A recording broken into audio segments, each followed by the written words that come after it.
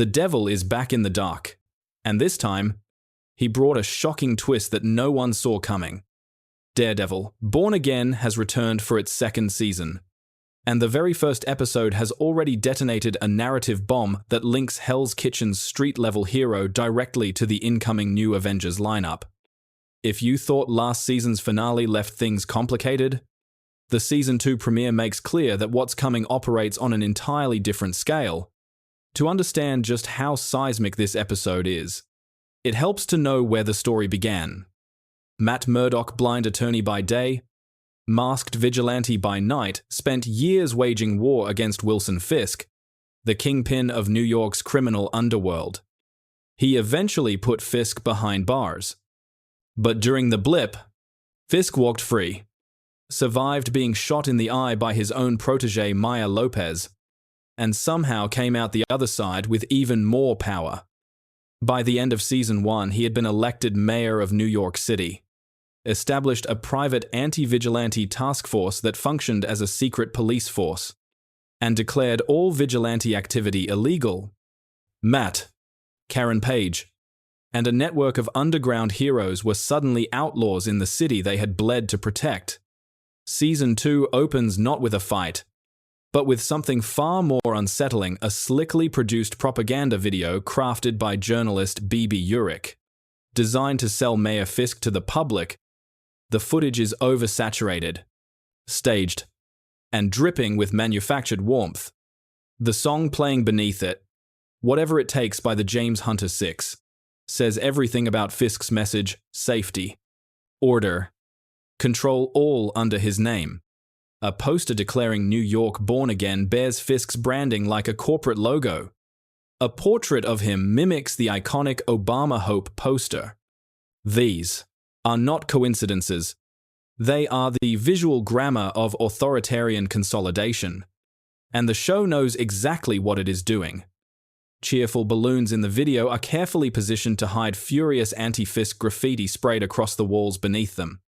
The propaganda is everywhere. So is the rage it is trying to cover up. The camera then cuts hard to the East River at night, where a cargo ship called the Northern Star slides silently into the Red Hook port in Brooklyn. Red Hook is no accident of location.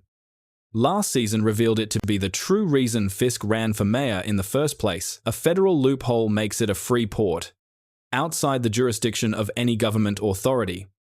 Foggy Nelson was killed because he found out. The Northern Star arriving there now, slipping beneath the Brooklyn Bridge in a wide overhead shot like something moving underground, is the episode's most important image. That ship is the smoking gun, the physical thread connecting Fisk's empire to Valentina Allegra de Fontaine and the architecture of what will eventually become the new Avengers. Matt Murdock moves through the episode in a brand new suit, all black, built for stealth in a city hunting him. The design echoes the Shadowland Comics storyline from 2010, where Daredevil's descent into darkness went far beyond just the color of his armor.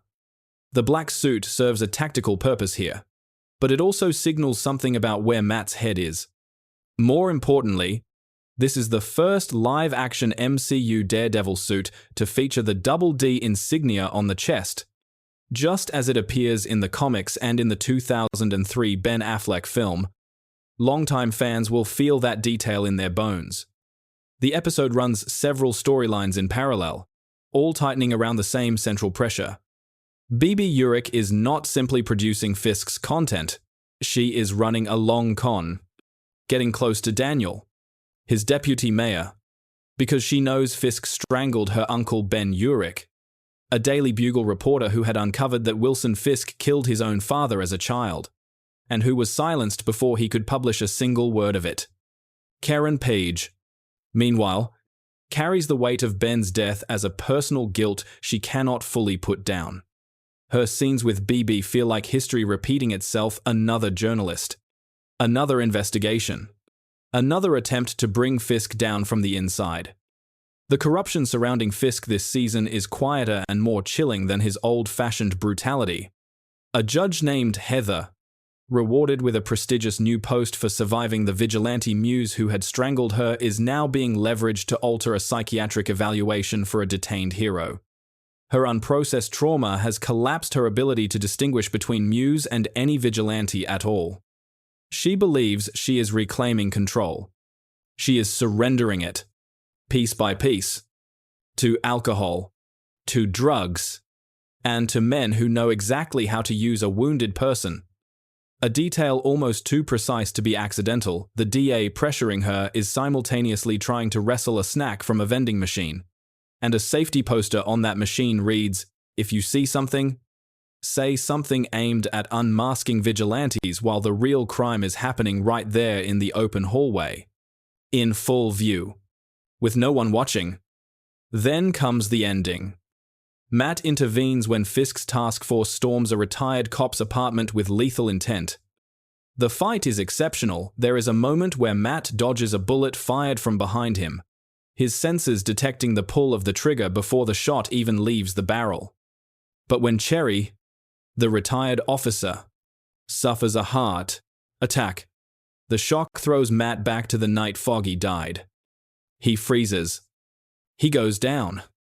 And Fisk's task force tears the mask from his face. It is Matt Murdock, the blind lawyer, Daredevil, unmasked in front of enemies.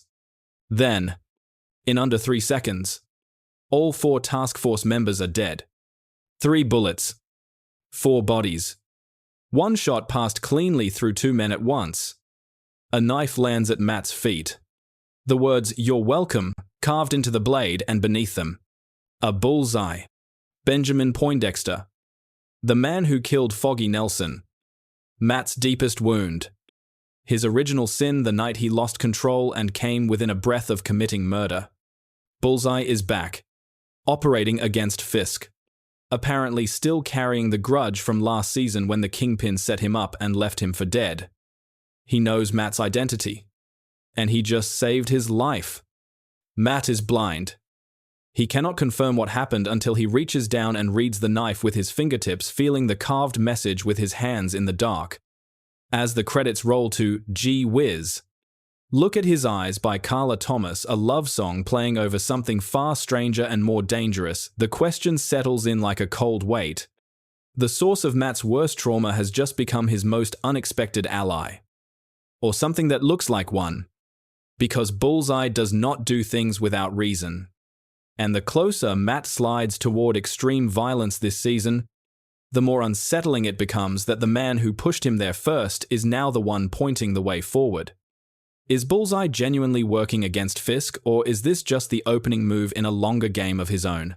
And with the Northern Star sitting in Red Hook and the new Avengers quietly taking shape in the background, how long before Matt Murdock's street-level war becomes something the entire MCU cannot ignore? Drop your take in the comments below.